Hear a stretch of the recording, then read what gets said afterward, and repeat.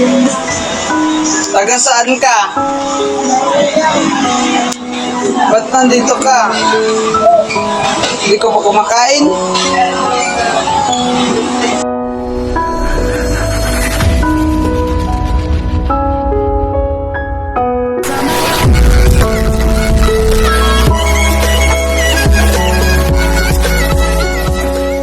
What's up, magandang araw mga idol.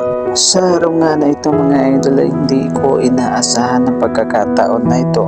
Dahil habang kumakain nga ako kasama ang aking pinsan ay may biglang lumapit nga na isang bata at nag-iedad nga siguro ito ng 8 to 7. Kaya nga kaagad kong tinanong ang batang ito kung taga saan nga siya at ano ang ginagawa niya. Hindi ko nga masyadong nakausap ang batang ito mga idol dahil mukhang nagmamadali. Dahil kasama niya nga pala ang kanyang mga magulang at mukha nga silang mga badsyaw. So ayun, panoorin po natin ang video.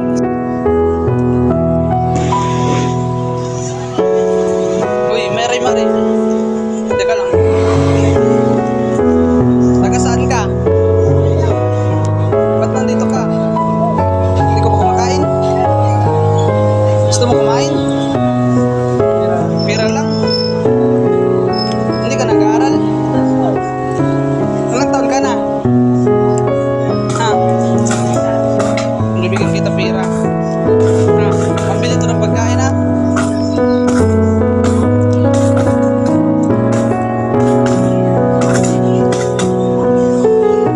Asan mama mo? Nandyan. Pangkain nyo. Okay, ingat. Mga idol, hindi nga ito ang kauna-unahang tumulong ako mga idol. Dahil lagi naman ako nag-aabot ng tulong sa mga ganitong tao. Ngunit hindi ko lamang kinukuhanan ng video.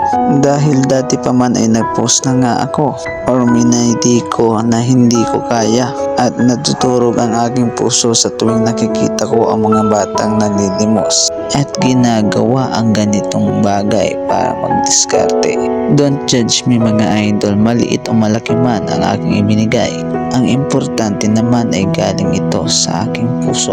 Sayang lang mga idol dahil hindi ko masyadong nakausap ang batang ito. Dahil nabigla din ako sa kanilang biglang pagdating habang kami ay kumakain. Dahil tila nagmamadali nga siya kasama ang kanyang mama.